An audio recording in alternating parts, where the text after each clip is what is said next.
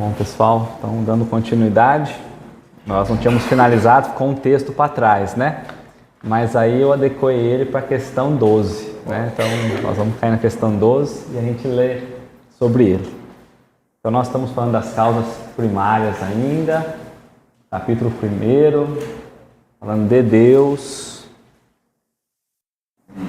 Aí nós já trabalhamos Deus e o infinito, a prova da existência de Deus, e agora nós estamos em atributos da divindade.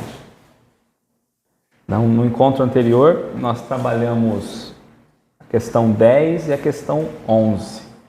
Só para nós lembrarmos, bem reduzido, assim, bem resumidamente, o que quer dizer os atributos de Deus, as qualidades ou as características de Deus.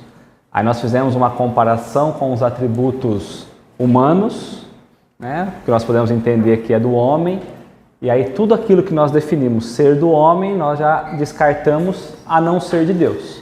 Então tudo aquilo que é do homem não é um atributo divino. Vem de Deus, mas não é dele, não é? Então na questão 12, acho que a gente poderia só ler a questão 10 e 11 para nós retomarmos sobre os atributos.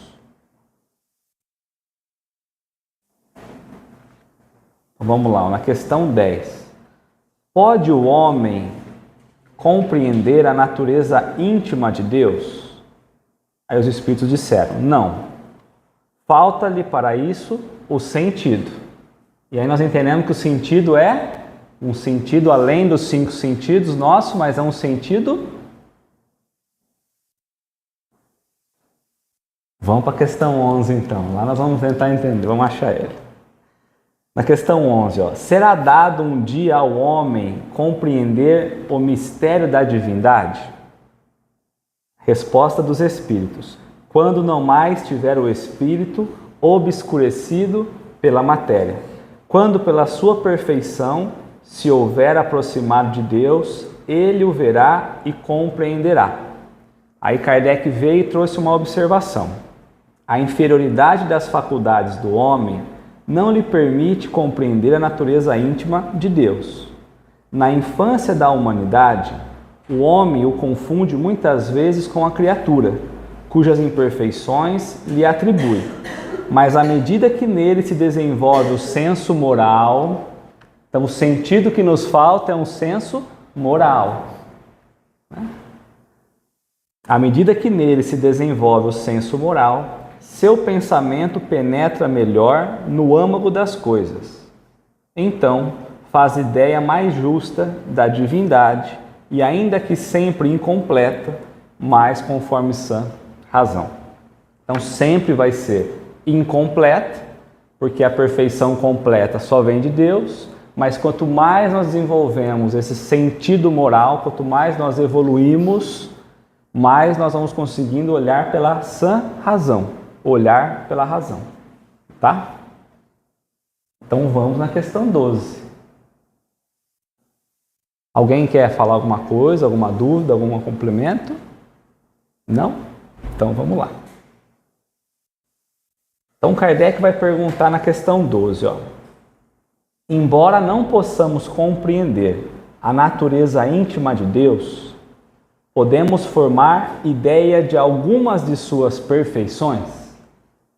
Então ele está falando, embora não possamos compreender a natureza íntima, porque lá na questão 10, os Espíritos já disseram que não é possível compreender. Então o primeiro passo está fazendo referência à questão 10 e à questão 11. Então podemos formar ideia de alguma perfeição? E Kardec está dizendo assim, olha, se nós não conseguimos ter esse sentido, de alguma forma eu posso compreender Deus? O que eu posso compreender dele? E aí ele coloca, alguma das suas perfeições. Kardec já entendeu que de modo completo nós não vamos entender a Deus. Então ele pergunta, mas existe alguma das suas perfeições que nós conseguimos? Alguma ideia que seja limitada? Porque o que ele está querendo aqui? Olha, sabe aquela ideia que nós temos de Deus, ainda olhando aos homens? Há alguma ideia que eu posso trazer das suas perfeições para que eu pare de olhar para o homem e querer modelar Deus? Para que eu possa ter um direcionamento diferente de Deus? que mais que a gente extrai da pergunta?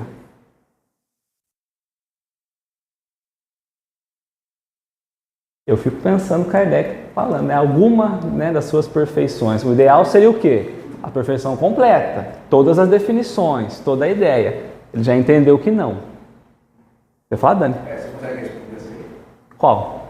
Por que ele foi para as perfeições e não teve algum tipo de ideia Abstrata? De outra forma, mas perfeições. Ah, Dani, eu já não sei, né? Eu acho que porque como ele traz como a inteligência suprema, então ele pensa, só pode ser supremo aquilo que traz, de certo modo, a perfeição. Nada no meio do caminho. Então aqui agora está falando, alguma das perfeições eu consigo, porque há vários tributos, né? Eu consigo trazer vários atributos para Deus, que ele vai trazer. De uma certa forma, na 10 e na 11, ele tentou uma coisa mais na base, né? E agora ele foi lá para o outro extremo. É porque eu acho que ele pensa assim, ó, a nossa mente, ela ainda não consegue entender toda essa perfeição. Porque quando ele vai falar inteligência suprema, causa primária, todas as coisas, quando ele vem trazendo para a gente olhar para a natureza, olhar para o axioma, então ele começa a entender que Deus, de fato, é essa perfeição que nós ainda não conseguimos alcançar. E aí acho que ele fala, bom, se a gente fala toda causa tem o seu efeito, né? Como eu consigo entender qual é essa perfeição, que nada se altera? Porque se é uma inteligência suprema, causa primeira, então não existe nada antes e não tem nenhuma alteração. Então eu acho que ele vai tentar buscar isso. Se eu não consigo entender por completo, pelo menos um pouquinho dessa perfeição que vocês estão dizendo aí, eu queria entender. Mas o porquê ele vai direto aos atributos, né, nessa perfeição, eu também não sei. A ordem disso eu não sei. O que mais, gente?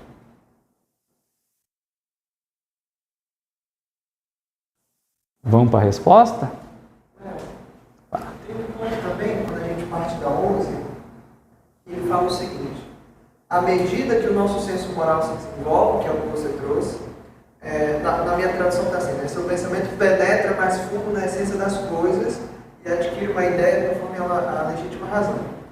Só que aí, como a gente não consegue entender tudo, porque Kardec pergunta, a gente pode entender? Pode, mas não agora.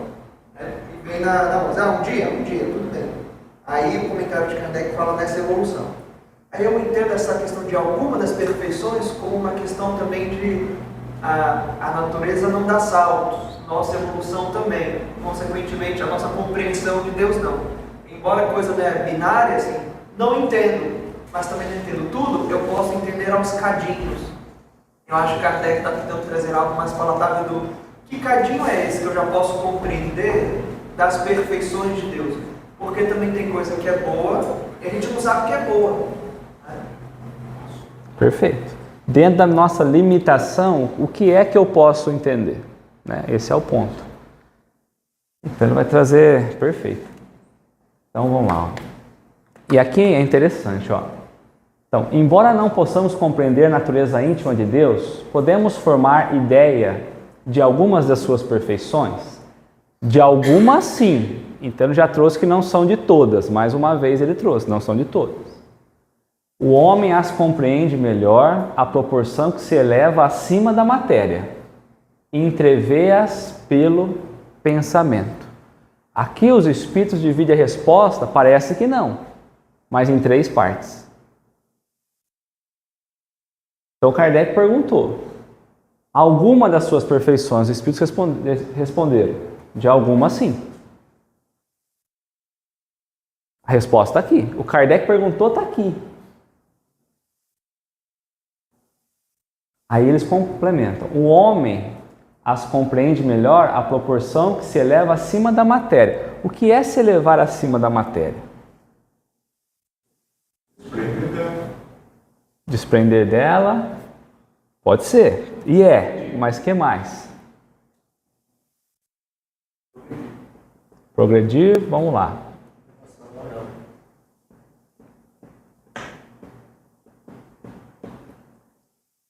Quando nós estamos encarnados na matéria, nós estamos presos. Primeira coisa, para nós compreendermos melhor Deus, a proporção de Deus, nós precisamos estar acima ou além da matéria. Primeiro passo, num estado de espírito, desencarnado. Porque encarnado se torna impossível, porque as limitações que nós trazemos do sentido não nos deixam. Está tudo certo, nós precisamos evoluir, nós precisamos desapegar da matéria, porque isso faz parte do progresso. Então eu só vou compreender Deus nesses estados. Mas é impossível eu compreender Deus quando eu ainda estou encarnado. Então quando eu desencarno, eu tenho uma ideia maior do que Deus. Porque eu tenho o sentido espiritual retomado. E nessa linha o negócio fica sério, porque você vai... Não, sério não. Ainda é matéria muito acima do que nós estamos vendo hoje. A matéria está longe.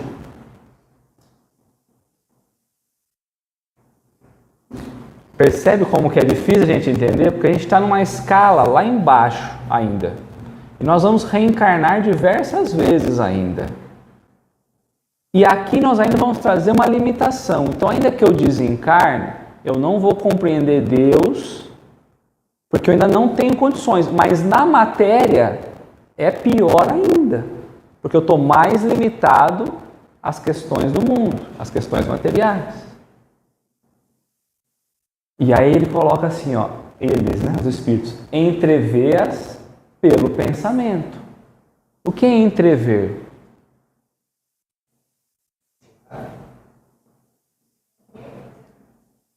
Eu puxei no dicionário, quem quiser puxar também, ó. Ver com dificuldade, de forma confusa, de forma incompleta, ter uma ideia vaga, um sentido muito distante, pressentir, prever, mas não com certeza. Então, a resposta, ela ganha uma beleza enorme, porque assim, ó, de algumas sim. Então, nós temos algumas ideias, né, a compreensão da natureza íntima de Deus, algumas sim, muito restrita diante da grandiosidade divina. Mas como nós não compreendemos essa grandiosidade, então nós achamos que o que a gente conhece já é bastante. Então, eles estão sendo bem humildes. Kardec foi humilde na pergunta, eles foram mais humildes na resposta. Algumas sim? Algumas sim. Só que algumas para nós é muito. E algumas para eles é muito pouco. Então tem muito mais coisas, mas muito mais. Aqui é só um pedacinho. E a gente precisa buscar estar acima realmente da condição de matéria. Quanto que nós deixamos de precisar reencarnar em que condição? De espíritos puros. Então, quando eu tiver como espíritos puros, eu estou acima da matéria?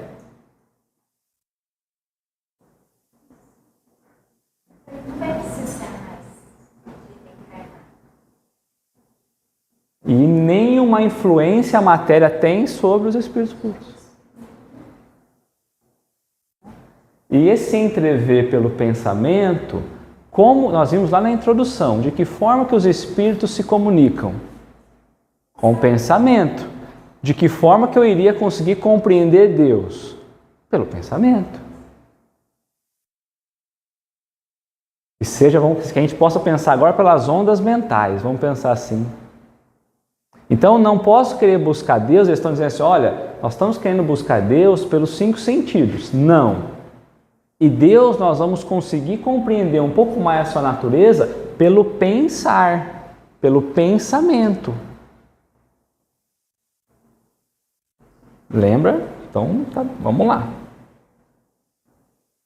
que mais que a gente traz daí? Esse entrever é como se estivesse levantando o véu no porém.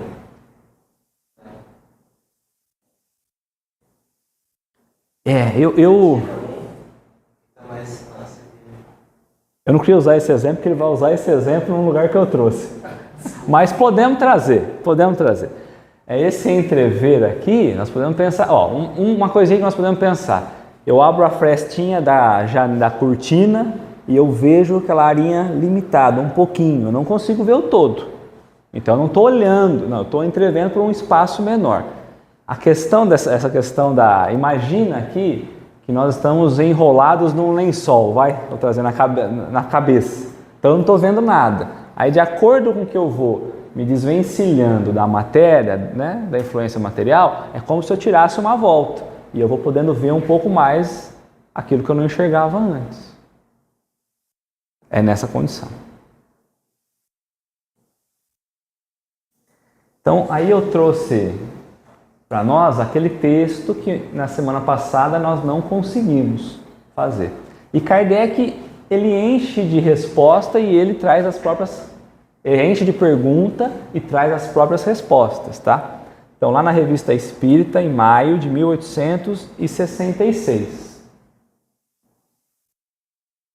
Considerando-se que Deus está em toda parte, por que não o vemos? Deus está em toda parte? Qual é o exemplo que nós temos que imaginar? Nós estamos dentro de um lago e é como se Deus fosse todo o lago. Então, está em toda parte. Considerando-se que Deus está em toda parte, por que não o vemos? Vê-lo-emos a deixar a terra? Estas são também perguntas feitas diariamente. A primeira é fácil de resolver. Nossos órgãos materiais têm percepções limitadas, que lhes tornam impróprias a visão de certas coisas. Então, nós temos sentidos limitados, nós não conseguimos ver algumas coisas, né? Mesmo materiais. É assim que certos fluidos escapam totalmente às nossas visões e aos nossos instrumentos de análise. Vemos os efeitos da peste e não vemos os fluidos que a transportam. Vemos os corpos a se moverem sob a influência da força da gravidade, mas não vemos essa força. Então, nós não conseguimos ver o que move ou o que leva ao vírus. Mas que ele se movimenta, ele se movimenta. Então, não quer dizer que eu não estou vendo Deus, ele não existe, porque senão muita coisa deixaria de existir. Ele está voltando de novo a trazer isso para nós. Outro exemplo que ele vai trazer é a questão da força da gravidade. Eu não estou vendo a força da gravidade, mas se não tivesse gravidade, então não é porque eu não vejo que não tem. O próprio oxigênio, enfim, tantas outras coisas, né?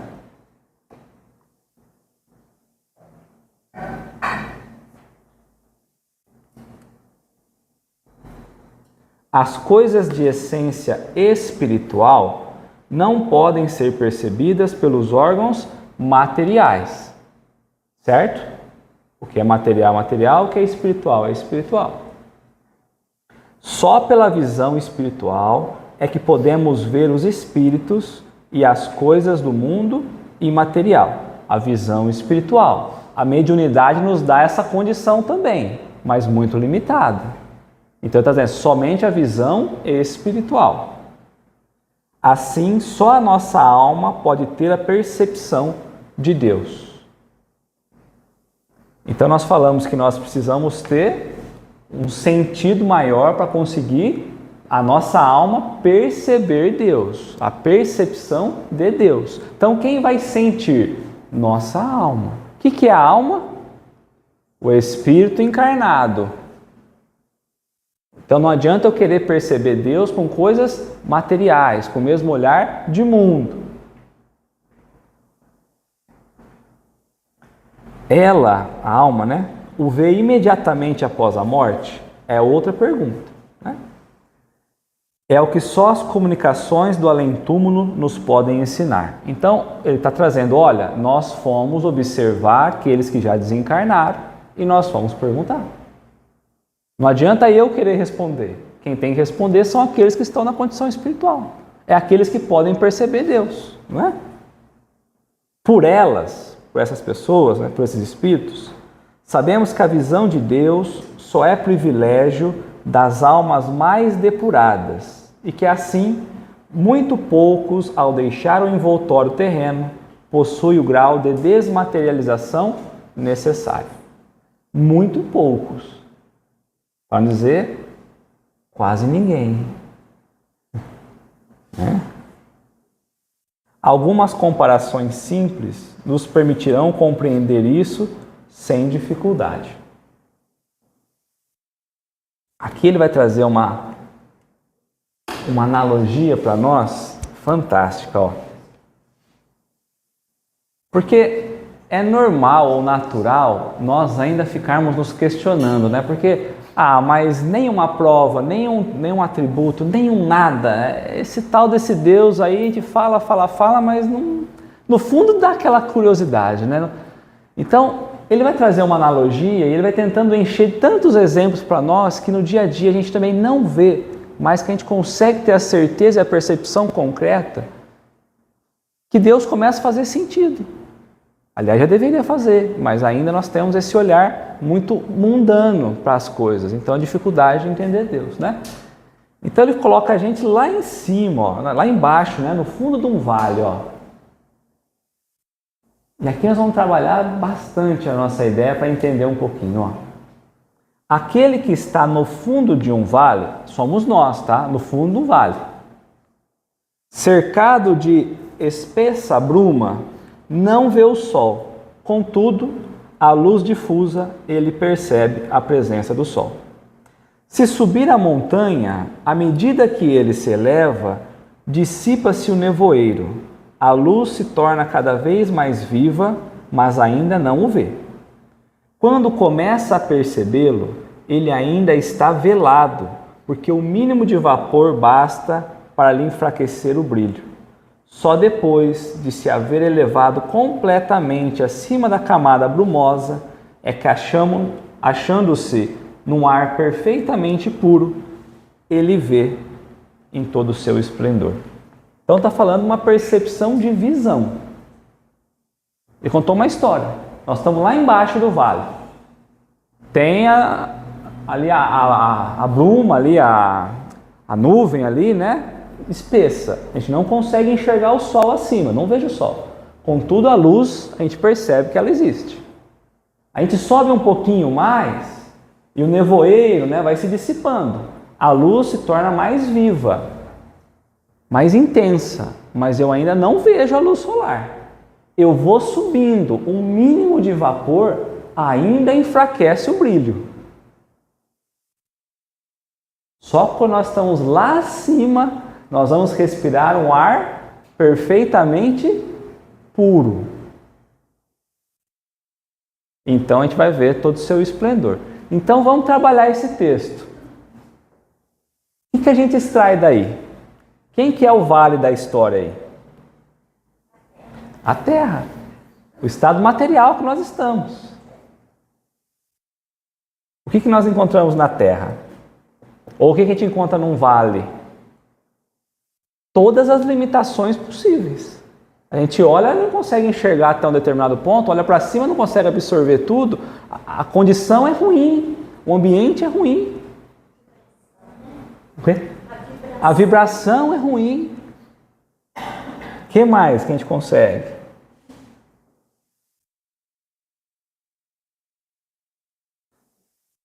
Nós não conseguimos ver o sol. E o que nos impede de ver o sol? O que nos impede de ver essa luz? Aqui é NEP puro.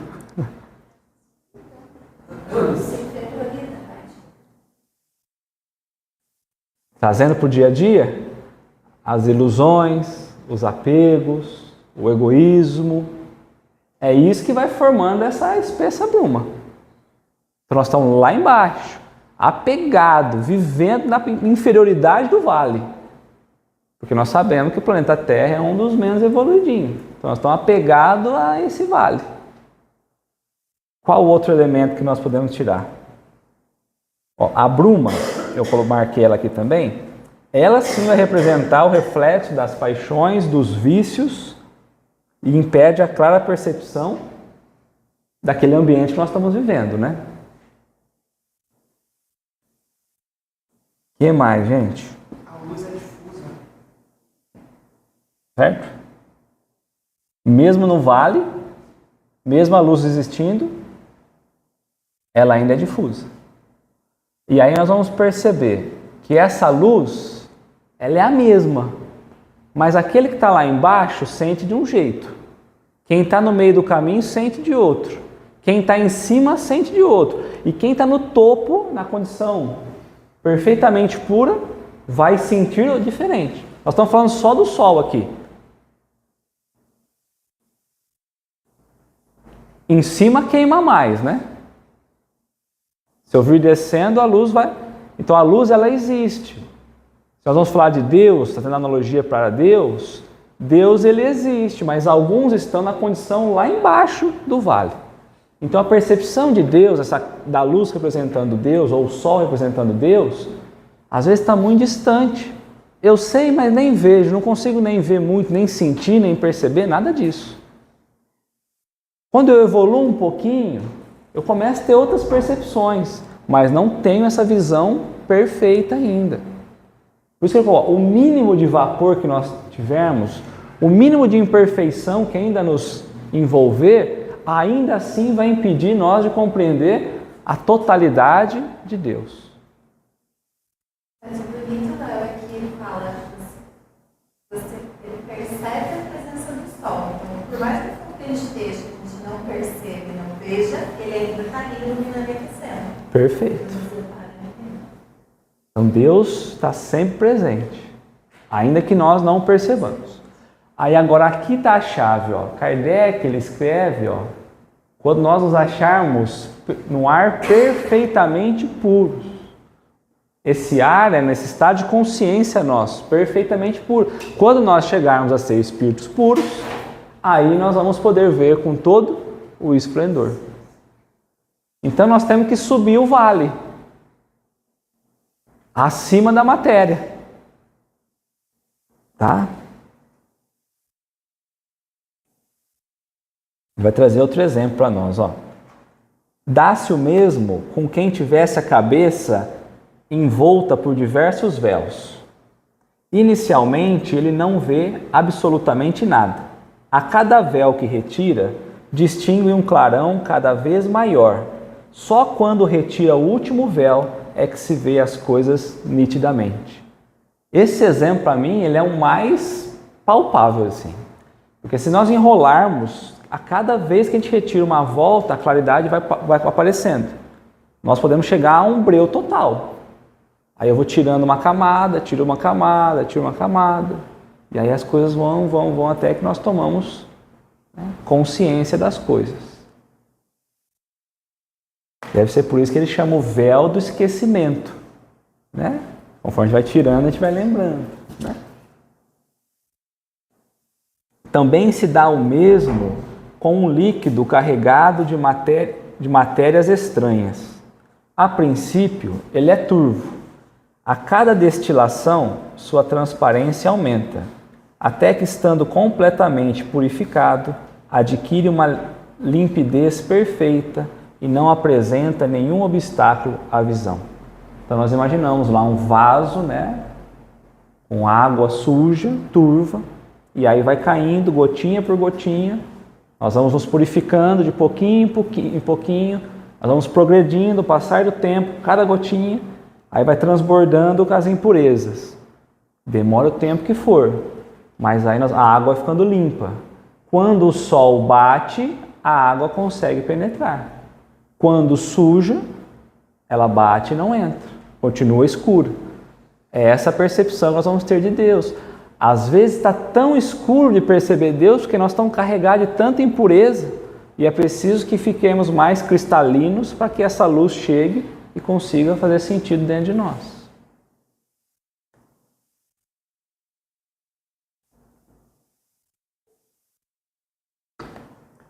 Assim é com a alma. O envoltório perispiritual, ele é de que composição? Material? Material. Mas qual é a densidade? Qual é o tipo? Fluídico. Menos denso que o nosso corpo. Fluídico. Certo. Assim é com a alma. O envoltório perispiritual, embora invisível e impalpável para nós, então nós não conseguimos ver o corpo espiritual nosso e nem conseguimos tocar. Nós não conseguimos, embora seja material. Por que eu fiz essa pergunta? Porque na nossa cabeça material eu tenho que tocar. Os 5 sentidos têm que conseguir tocar. E a gente também não consegue. Então ele não existe? embora invisível e impalpável para nós, é para ela, a alma, né, uma verdadeira matéria, ainda muito grosseira para certas percepções. Esse envoltório se espiritualiza à medida que a alma se eleva em moralidade. Então, mais uma condição para que esse envoltório espiritual, perispírito, fique mais refinado é que nós nos elevemos moralmente. As imperfeições da alma são como véus que obscurecem sua visão. Cada imperfeição de que se desfaz é um véu a menos. Nós estamos vendo Deus? Nós estamos sentindo Deus? Quanta camada falta?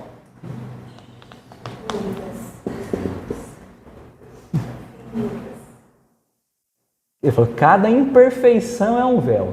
Cada uma.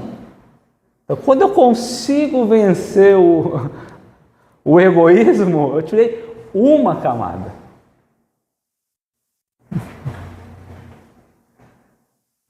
As imperfeições da alma são como véus que obscurecem sua visão. Cada imperfeição de que se desfaz é um véu a menos, mas só depois de se ter depurado completamente é que goza da plenitude de suas faculdades. Que é quando nós vamos conseguir perceber, né? A gente percebe gradualmente, né? Não é de uma hora para outra. Quando a gente chega a essa condição de plenitude das faculdades, é que as faculdades conseguem perceber de fato Deus.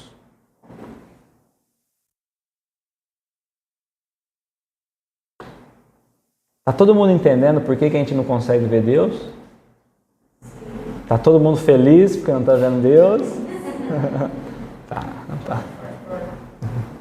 Faz parte. Não, mas pelo menos já é compreensível o porquê. Quando alguém perguntar assim, eu falo assim, eu não acredito em Deus porque eu não vejo, eu falo, não vamos nem entrar nesse assunto, porque se eu tiver que explicar, minha alma vai contorcer de novo aqui, né? Porque eu também não estou vendo Deus, mas, né? Sendo Deus a essência divina por excelência, não pode ser percebido em todo o seu brilho, senão pelos espíritos que atingiram o mais alto grau de desmaterialização. Não preciso mais reencarnar, né? Estou liberto totalmente das amarras materiais. Se os espíritos imperfeitos não o vê, não é porque estejam mais afastados que os outros. Quer dizer que não é uma distância física. Não é porque Deus está longe que eu não vejo. Porque lembra que a Igreja Católica definia os diversos céus? Então o último céu era a casa de Deus. Nós estávamos no primeiro, então Deus estava distante. Aí a ciência evolui e diz que não tem mais cima e embaixo, não tem mais céu e inferno, não tem mais nada daquilo. Então Deus não está distante fisicamente.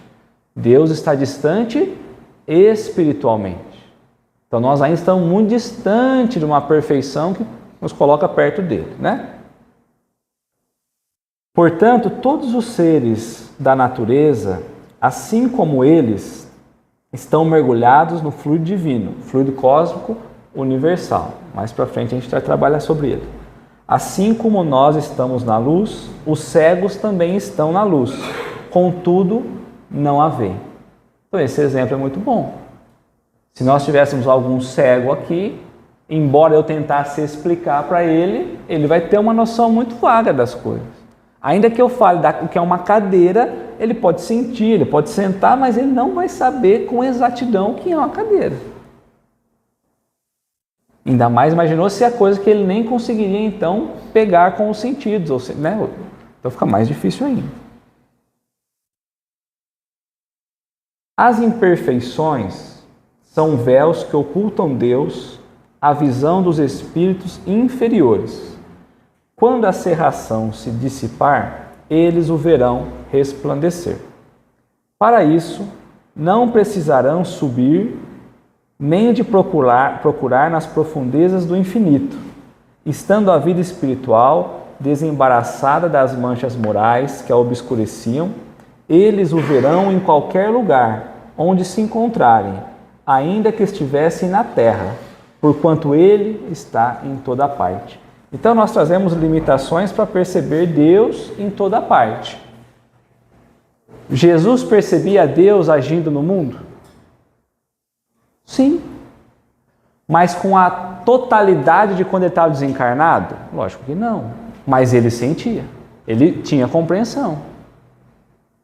Certo?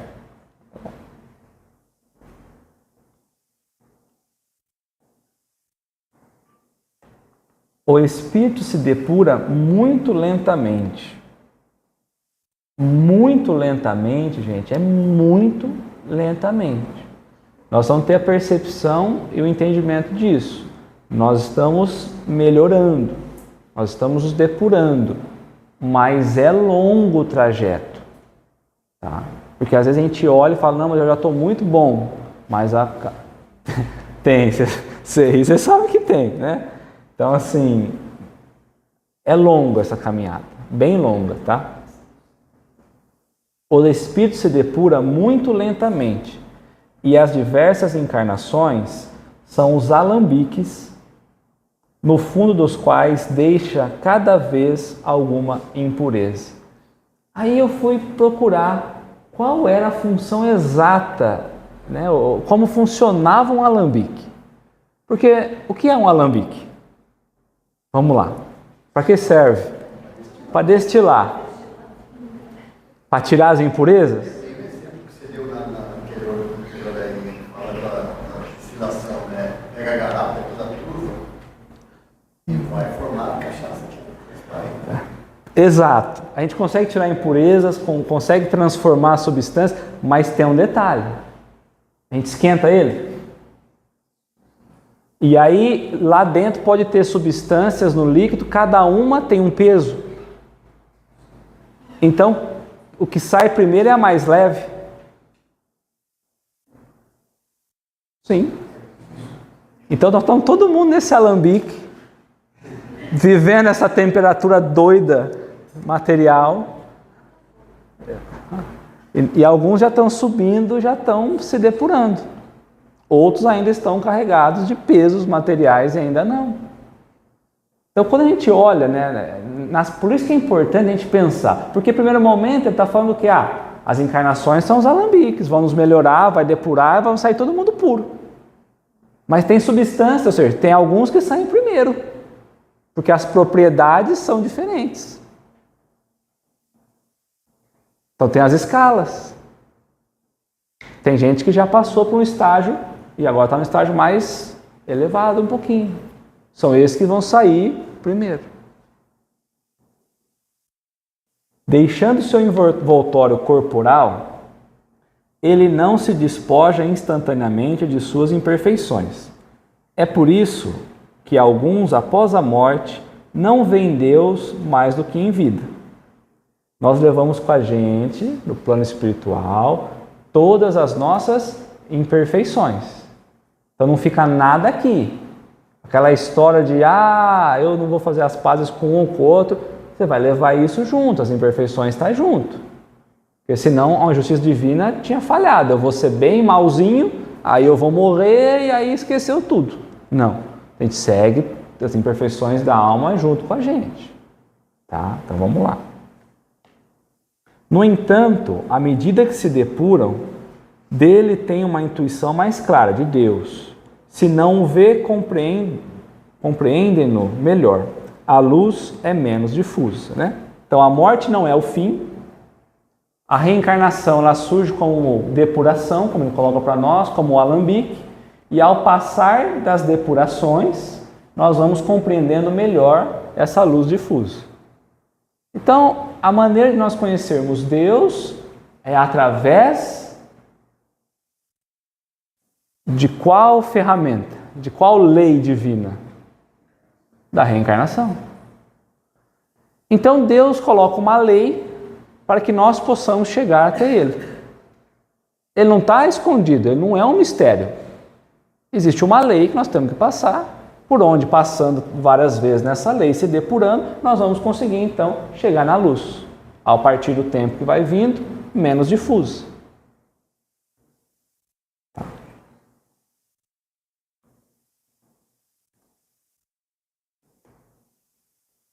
Assim, quando espíritos dizem que Deus lhe proíbe de responder a determinada pergunta, não é que Deus lhes apareça ou lhes dirija a palavra para prescrever ou interditar isso ou aquilo. Então tem horas na codificação que nós não sabemos a resposta. Deus não nos permite que nós não sabemos ainda. Não adentrais aqui onde você não consegue sair, né? Não é Deus que aparece lá e vai falar, olha, não fala. Não é isso. Porque a gente poderia começar a pegar diversas passagens e começar a olhar por esse lado. Então eu coloco, não é isso, né?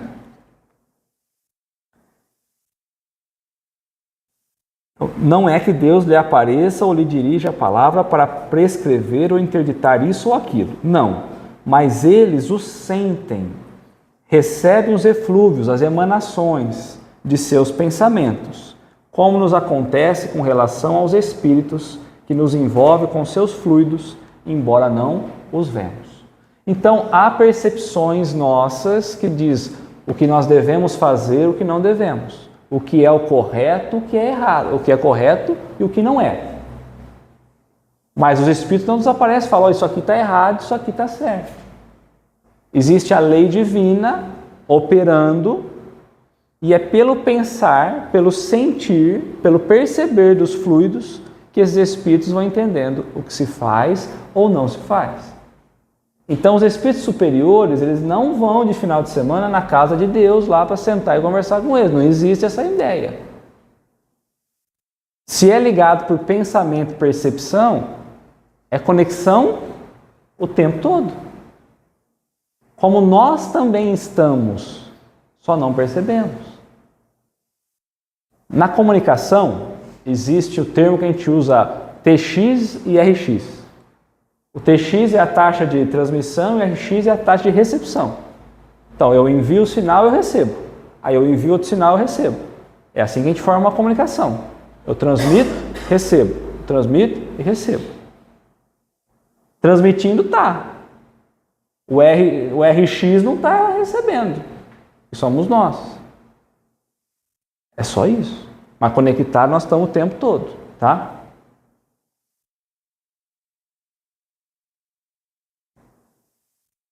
Embora não os vejam, né? Nenhum homem pode, pois, ver Deus com os olhos da carne. Se esse favor fosse concedido a alguns, só o seria no estado de êxtase, quando a alma está tão desprendida dos laços da matéria, quanto é possível durante a encarnação. Então nós precisaríamos estar num estado de consciência muito alterado para conseguir, se fosse possível, ver Deus.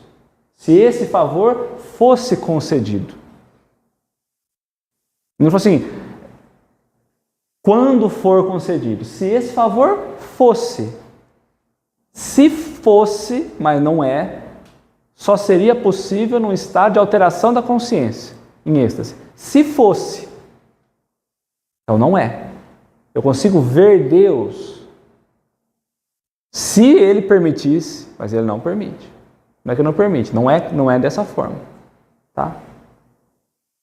Um tal privilégio, aliás, seria apenas das almas de escola, ou seja, espíritos mais evoluídos, encarnadas em missão e não em expiação. Mas como os espíritos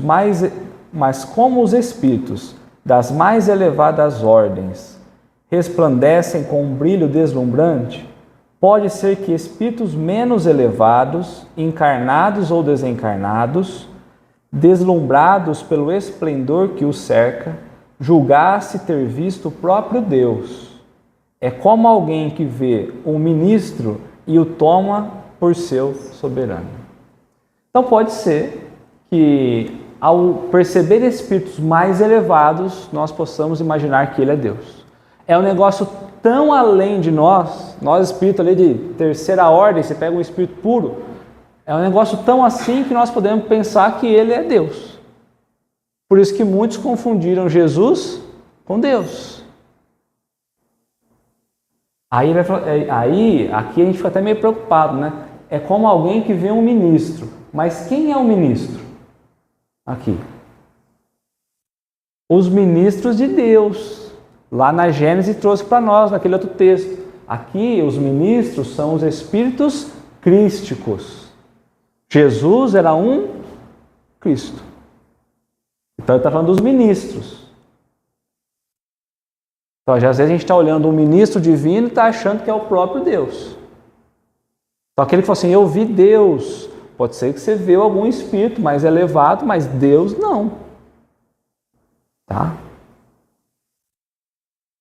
Tudo bem?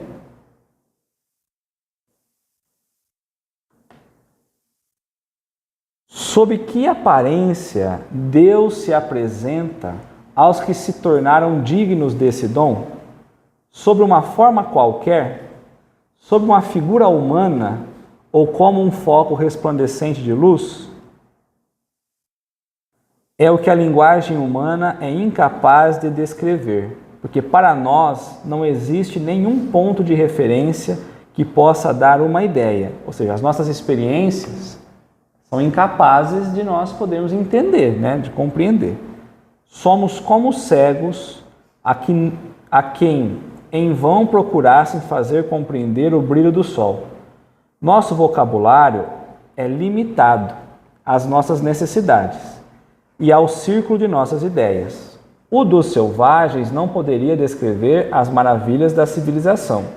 O dos povos mais civilizados é muito pobre para descrever os esplendores do céu.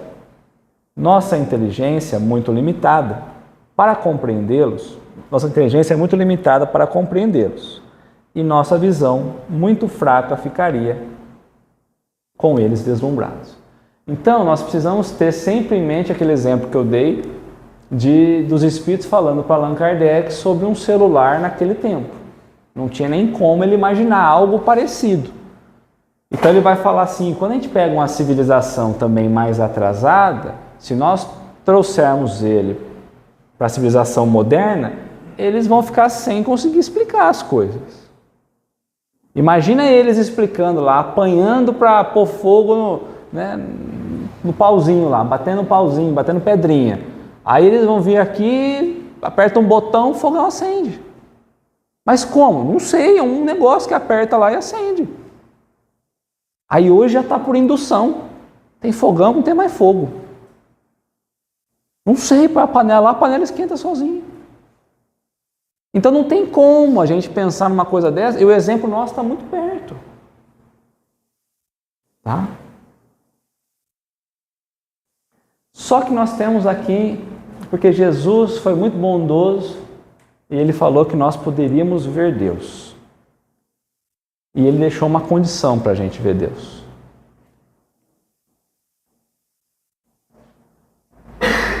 Então, quando nós vamos lá no Evangelho segundo o Espiritismo, no capítulo 8, bem-aventurados os que têm o coração puro, e aí vai trabalhar a simplicidade e pureza do coração. Que tipo de espírito consegue ser simples e puro de coração? Simples é sem as complicações do mundo.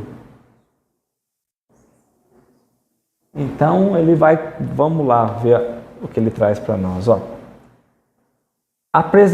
trazer uma passagem, de Jesus. Apresentaram-lhe então algumas crianças, a fim de que ele a tocasse, Jesus. E como seus discípulos afastassem com palavras ásperas os que lhes apresentavam, Jesus, vendo isto, zangou-se e lhes disse: deixar que venham a mim as criancinhas e não as impeçais, porquanto o reino dos céus é para os que se lhes assemelham. Digo-vos em verdade que aquele que não receber o reino de Deus como uma criança, nele não entrará.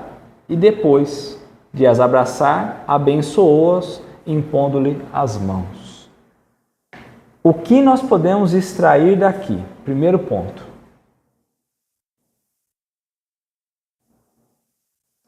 Primeiro a gente percebe a confiança daquelas famílias, levando as crianças para que Jesus pudesse abençoar.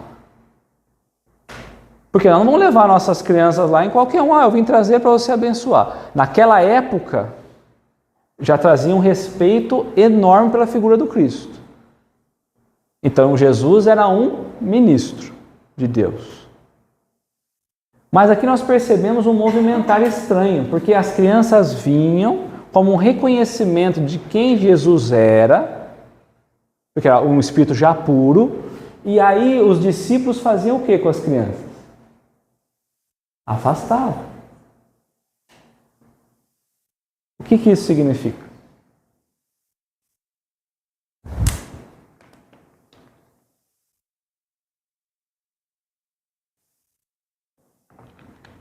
Os discípulos tinham um zelo muito grande por Jesus. Nós estamos falando de ver a Deus. Tá? Então, bem-aventurados que têm puro coração, porquanto verão a Deus. Então, os discípulos traziam um zelo muito grande pelo Cristo. As crianças podiam ver Deus e os discípulos não compreendiam. Ponto. Esse é um ponto. Nós estamos muito preocupados com as formas. Nós estamos muito preocupados com as leis do mundo. Nós estamos muito preocupados com como que as coisas acontecem. E uma coisa divina nós estamos tratando como se fosse coisa do mundo. Então ele está falando, Jesus está trazendo alguma coisa espiritual, afasta as crianças. Porque era assim que acontecia antes. Então nós ainda estamos agindo como os discípulos. Nós estamos afastando as coisas puras e nós não conseguimos enxergar Deus. Porque nós estamos olhando aquilo que Jesus nos ensinou com os olhos nossos perturbados. O que mais, gente?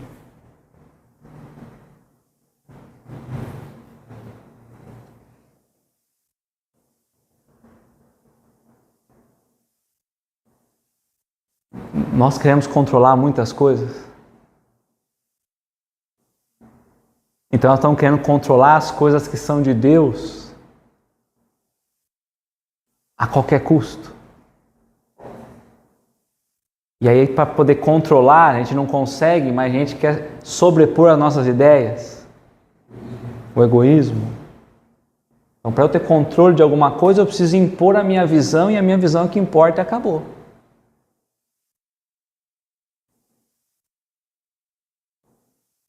E aí Jesus então vai reprimir e vai dizer que o reino dos céus, ou ver a Deus, é aqueles que se assemelham às crianças.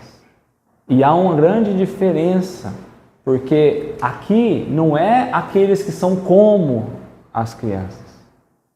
Porque senão eu vou ter que voltar à infância. Mas aqueles que se assemelham ao estado íntimo dele.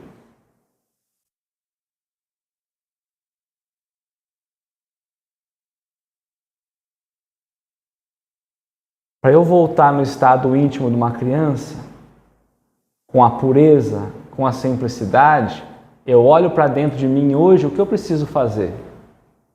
Eu preciso me transformar. Então eu não vou conseguir ver Deus nunca se eu não me transformar. Se eu não olhar para os conceitos de mundo que eu tenho colocado dentro de mim e quebrar esses conceitos. Começar a viver num olhar simples, na simplicidade.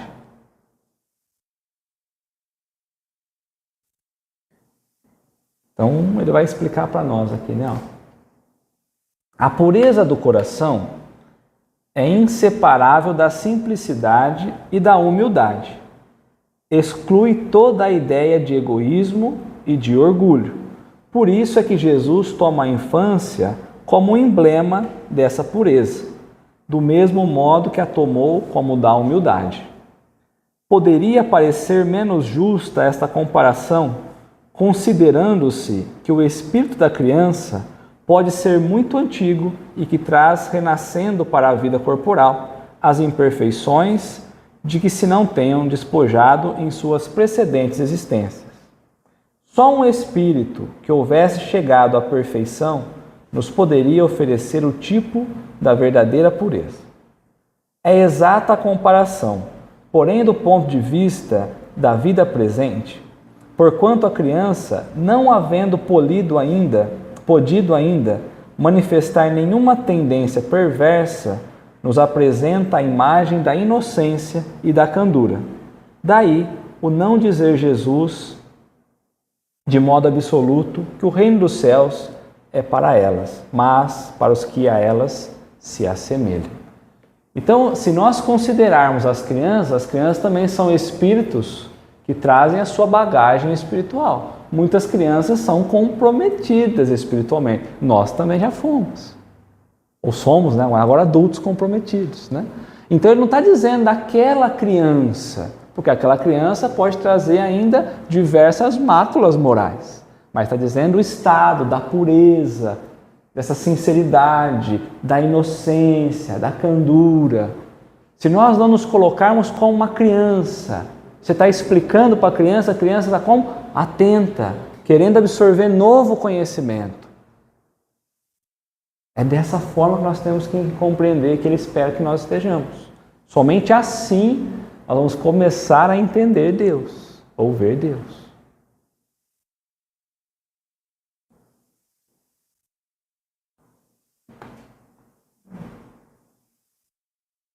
E aí, gente?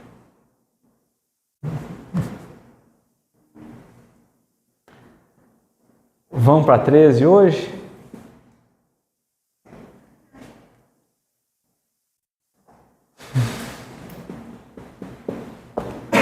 Vamos.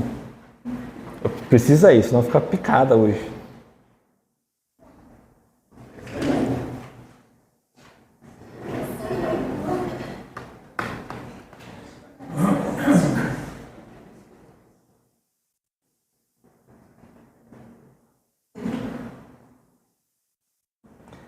Bom, ele pergunta aqui, né? Então ele já perguntou, ele já fez os questionamentos, ele já perguntou quanto nós podemos compreender de Deus.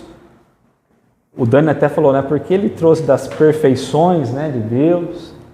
Então na questão 13, ó, quando dizemos que Deus é eterno, infinito, imutável, imaterial, único, onipotente, soberanamente justo e bom, temos ideia completa dos seus atributos?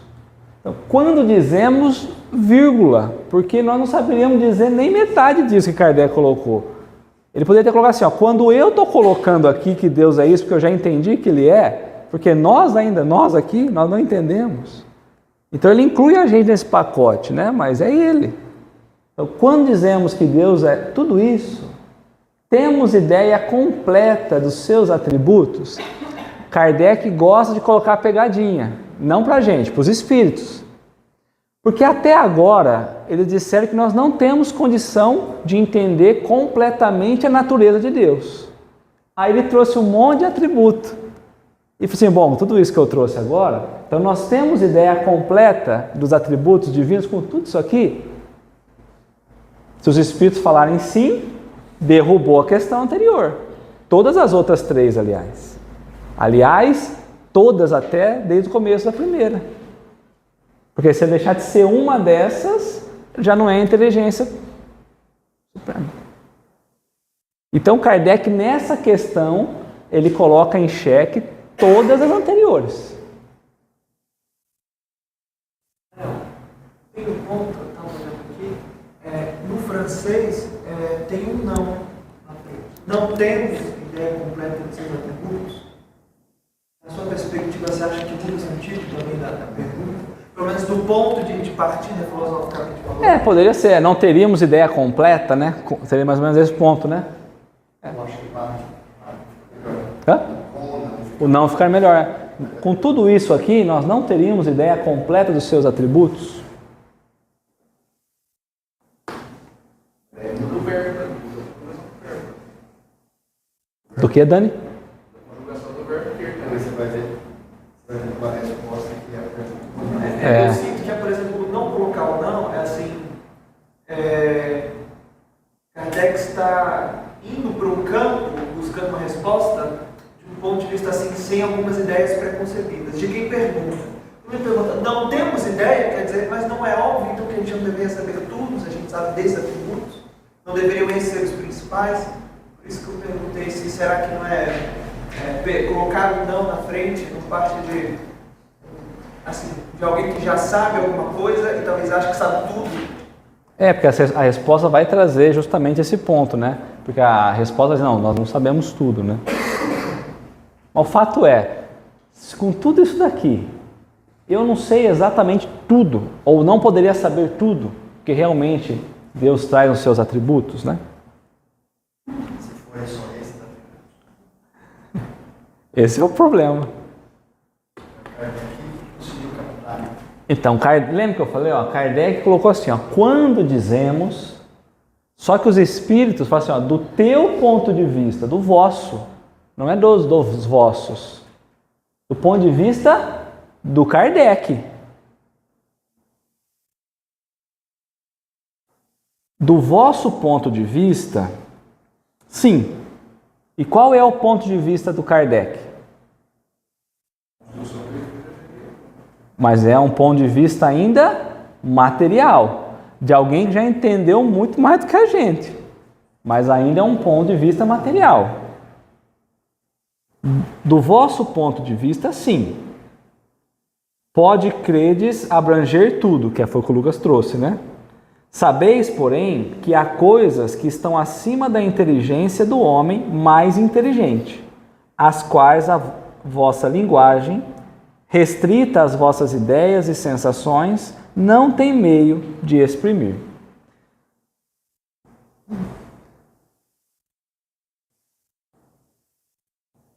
Do vosso ponto de vista, sim, porque credes abranger tudo. Porque a gente tende a achar que a gente sabe tudo. Então, do ponto de vista que vocês sabem, que tem condição de saber, sim. Porque vocês creem que vai abranger tudo, mas não vai. Do ponto de vista de vocês, aqueles atributos está tudo certo. Do ponto de vista nosso. Só que nós estamos lá embaixo na escala. Vamos lembrar? Nós falamos que nós estamos lá embaixo. Então, a hora que eu saio do vale e subo um pouquinho, isso aqui já mudou. Porque vai faltar. O que já era para nós aqui impossível da gente entender, quando eu subo do vale já vai ter outros atributos que eu ainda não consigo entender. Então, às vezes é bom ficar embaixo do vale.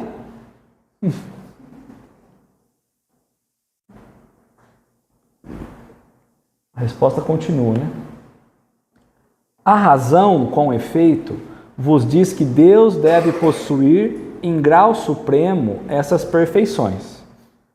Porquanto, se uma lhes faltasse, ou não fosse infinita, já ele não seria superior a tudo, não seria por conseguinte Deus. Para estar acima de todas as coisas, Deus tem que se achar isento de qualquer vicissitude e de qualquer das imperfeições que a imaginação possa conceber. Então, quando a gente pensa em algo infinitamente perfeito, né, superior, como ele coloca, nós não temos ainda a ideia do que isso quer dizer. Porque infinito é o que é? Ele trouxe lá na questão, infinito é o desconhecido. Eu só falo infinito aquilo que eu desconheço. Então, quando eu vou pensar pela razão, o que é essa superioridade que ele vai trazer para nós? Nós não temos condição de entender ainda. Para nós, tá bom, é superior a tudo. Mas tudo o quê? Quanto? Porque nós não sabemos de quantas coisas nós estamos falando, né? Essa infinidade, infinitamente superior, não está na nossa imaginação ainda, né? Nós não conseguimos imaginar. Mas essa resposta que ele trouxe para nós, tanto aqui quanto aquele outro pedacinho, nós percebemos que ela foi elaborada e dividida em 4 partes também. Os espíritos aqui, está falando para Kardec, em resumo assim, Kardec, vamos retomar umas questões? Então vamos lá, vamos entender. A primeira parte, ele vai falar das crianças. Aqui, né? Então aqui, até marquei para nós pensarmos. Quando ele vai trazer esse ponto aqui, do vosso ponto de vista, considerando a criança que vocês são, está tudo certinho. Aqui ele vai deixar bem claro que nós não conhecemos nada ainda. O segundo parágrafo. Sabeis, porém, que há coisas que estão acima da inteligência do homem. A segunda, ele está pedindo para nós voltarmos para qual questão?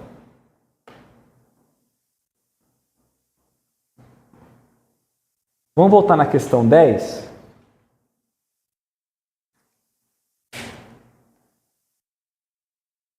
Pode o homem compreender a natureza íntima de Deus? Não. Lhes falta para isso sentido. Então, sabeis, porém, que há coisas que estão acima da inteligência do homem. Kardec, você já sabe que tem coisa que teu sentido não deixa saber. Como você vai perguntar se aqueles atributos já dariam total, completaria todos os atributos divinos?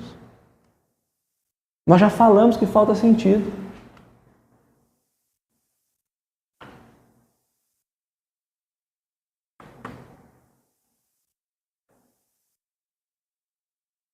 Depois, ele vai trazer para nós, a razão vos diz que Deus deve possuir em grau supremo essas perfeições. Então, essas perfeições, porquanto se uma lhe faltasse, outra não seria infinita. Já ele não seria superior a tudo. Não seria, por conseguinte, Deus. Então, nós vamos voltar lá na questão 4, onde se pode encontrar a prova da existência de Deus, num axioma que aplicais às vossas ciências. Não há efeito sem causa. Então ele voltou de novo nessa teoria. Não há efeito sem causa. Procurai a causa de tudo que não é obra do homem, e a vossa razão responderá. Porque está falando, nós ainda não conseguimos, mas não há efeito sem causa. Então, quantos efeitos tem que nós vamos voltar até encontrar a causa primeira? Então ele está trazendo Kardec. Kardec, volta lá. Porque teu olhar ainda está muito limitado, muito restrito. E aí o último aqui, ó. Para estar acima de todas as coisas, Deus tem que se achar isento de qualquer vicissitude e de qualquer das imperfeições que a imaginação possa conceber. Qual é essa questão?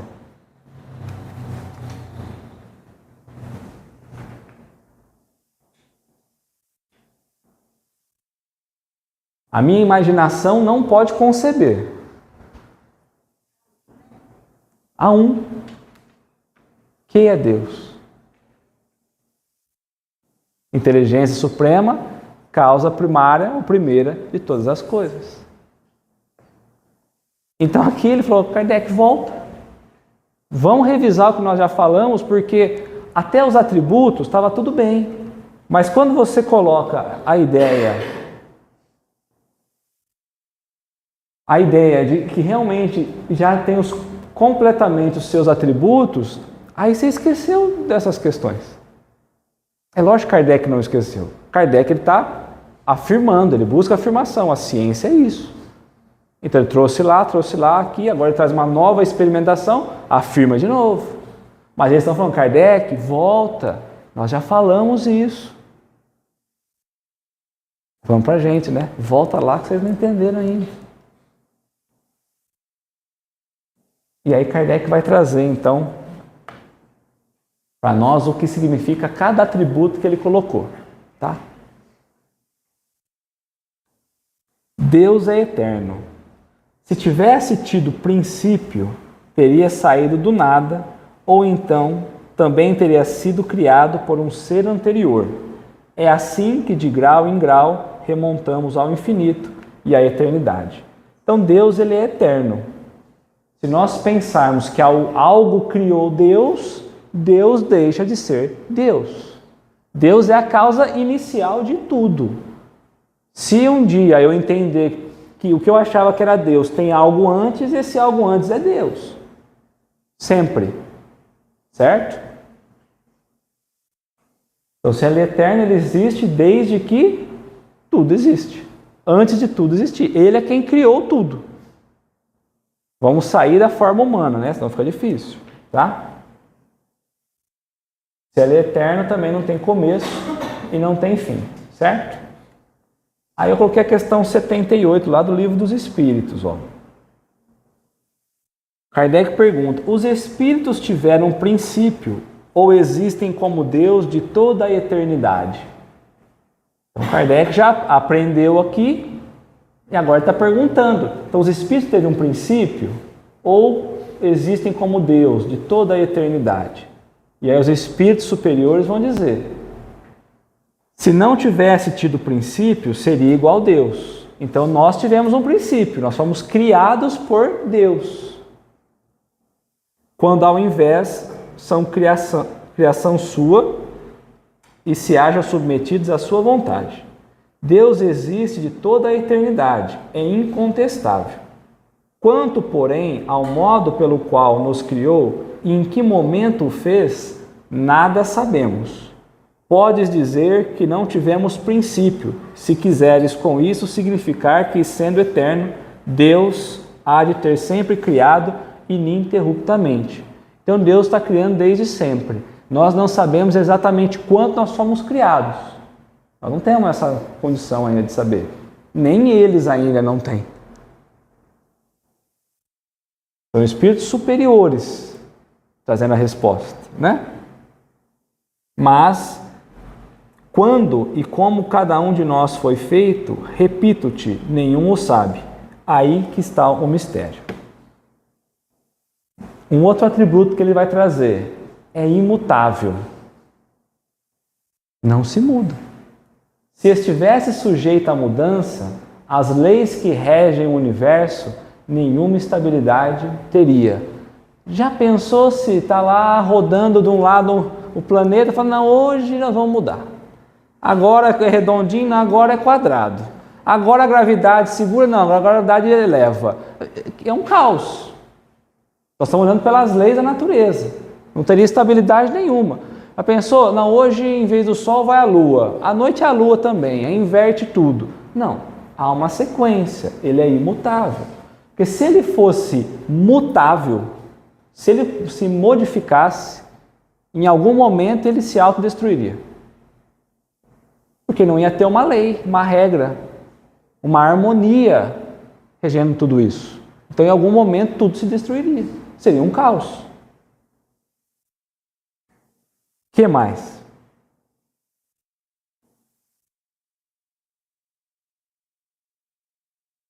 Vamos seguir?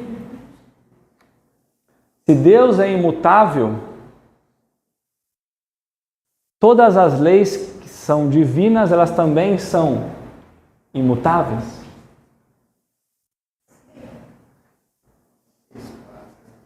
Quer dizer que tem coisa lá da época da minha bisavó que as leis continuam sendo as mesmas hoje? Ah, mas o mundo moderno fala que tem coisa aí que na época da avó era careta e hoje... E nós estamos falando de leis morais, por exemplo. Então vamos lá. Vamos mudar, né? É eterna a lei de Deus? É eterna e imutável como o próprio Deus.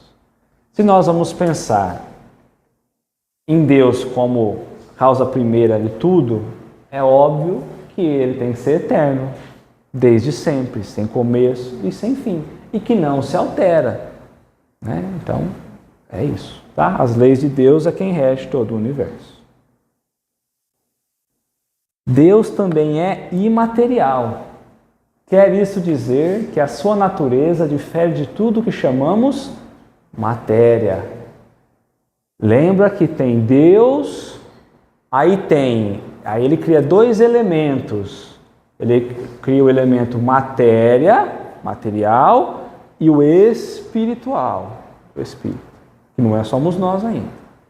São os dois elementos que ele cria. Então Deus não é nada disso. Vou lembrar que em 1857, Kardec não tinha noção de uma série de descobertas científicas, né?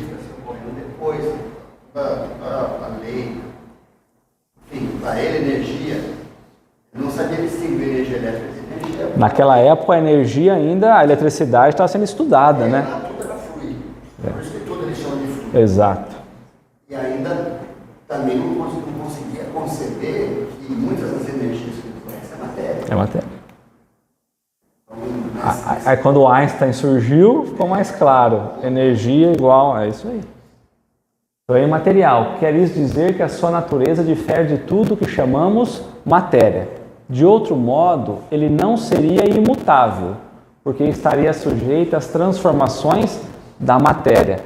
A matéria, passa-se o tempo, ela se decompõe, ela se transforma, ela estraga, ela tudo.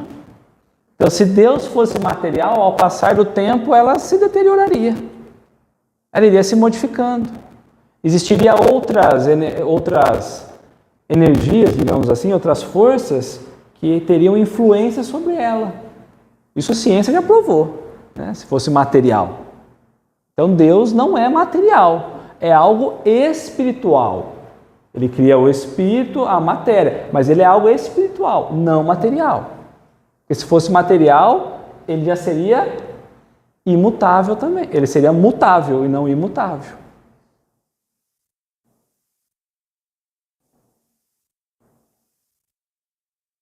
Deus é único. Se muitos deuses houvesse, não haveria unicidade de vistas, nem unidade de poder na ordenação do universo.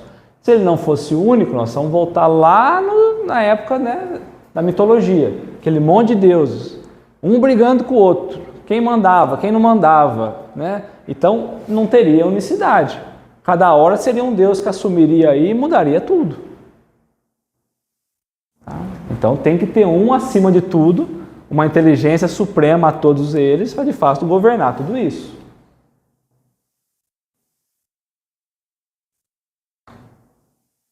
É onipotente, ou seja, que pode tudo, né? Ele o é, porque é único.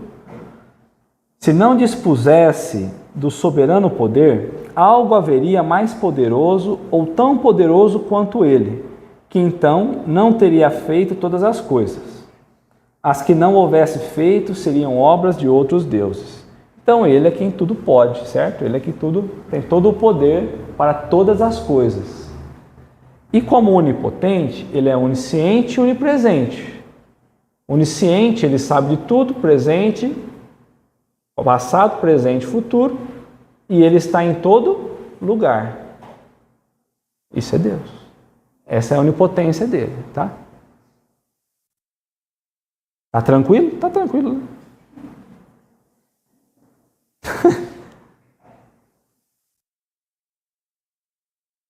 É soberanamente justo e bom. A sabedoria providencial das leis divinas se revela assim nas mais pequeninas coisas como nas maiores. E essa sabedoria não se divide nem da justiça nem da bondade de Deus. A justiça e a bondade de Deus está baseada no quê? Na lei do amor. Então a gente ainda não conhece o que é o amor, porque nós estamos falando de uma justiça e de uma bondade que às vezes a gente coloca em xeque. A lei de Deus é a lei que nós falamos, é uma lei de amor. Quando ele vai trazer para nós soberanamente justo e bom, a sabedoria providencial, então, ou seja, existe uma inteligência, sabedoria providencial, existe uma inteligência acima de tudo, que comanda as leis. E essas leis, elas são justas. Para ela ser justa, ela não pode cada hora ela mudar o peso do que ela vai julgar. Tudo é visto de forma igual.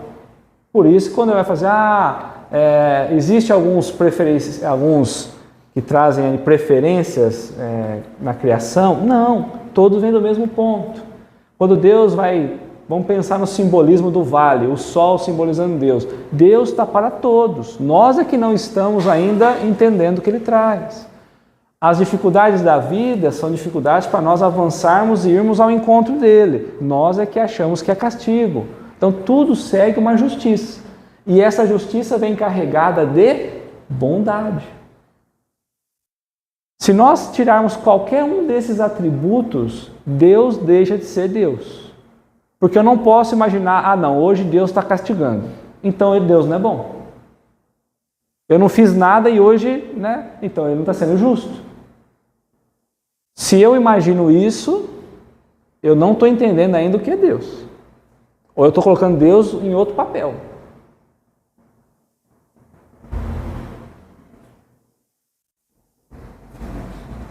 Certo? Então, trouxe só para finalizar, nessa primeira parte, lá do capítulo 8 do Céu e Inferno, onde ele traz dos anjos, né? Os anjos segundo o Espiritismo. E nós vamos falar de justiça. Assim se acha realizada a grande lei de unidade da criação. Deus nunca esteve inativo, teve sempre puros espíritos experientes e esclarecidos para a transmissão de suas ordens e para a direção de todas as partes do universo, desde o governo dos mundos até os mais ínfimos detalhes. Não precisou, portanto, criar seres privilegiados, isentos de encargos. Todos, antigos ou novos, conquistaram seus graus na luta e por seu próprio mérito. Todos, enfim, são os filhos de suas obras. Assim se cumpre igualmente a soberana justiça de Deus. Então nós vamos percebendo que aqui é todos nós temos o mesmo olhar divino. Uns estão cumprindo os desígnios, outros não.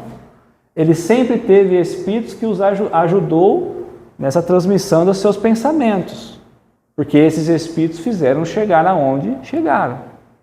Nós também, quando nos colocarmos a esses desígnios, dentro da sua bondade, da sua justiça, nós também chegaremos. Então ele não fez nenhuma criatura acima. Está falando dos anjos. Às vezes a gente acha os anjos, a igreja traz muito isso, como sendo criaturas totalmente diferenciadas. E não. Então ele coloca, todos foram criados da mesma condição. E aí, avançando, nós vamos chegando a esses patamares mais elevados. Certo? Daí a verdadeira justiça de Deus. O verdadeiro amor e a verdadeira bondade. Porque se ele dá mais a um, aqui é uma criatura. Se ele dá mais ao anjo do que a mim, ele não está sendo justo. E eu acho que ser anjo é melhor do que ser o que eu sou. Então ele também não está sendo bom. Então aí ele deixou de ser Deus. A gente avança semana que vem. Ficou alguma dúvida?